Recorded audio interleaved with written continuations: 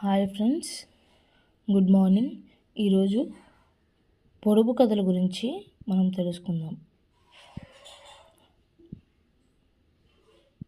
పొడుపు కథల గురించి తెలుసుకుందాం. ఆన్సర్స్ ఏంటో మీరు కామెంట్ చేయండి. కరెక్టో లేదో నేను పోస్ట్ చేస్తాను. పున్నమికి పోత అమావాస్యకు ఆరగింపు అంటే ఏంటి?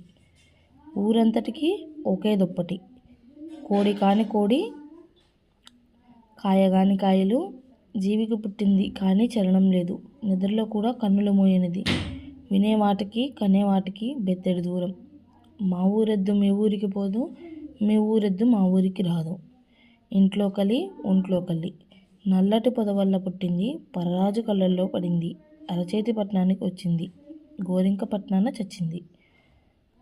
7 అన్నదమ్ములు మేము విడివిడిగా ఉంటే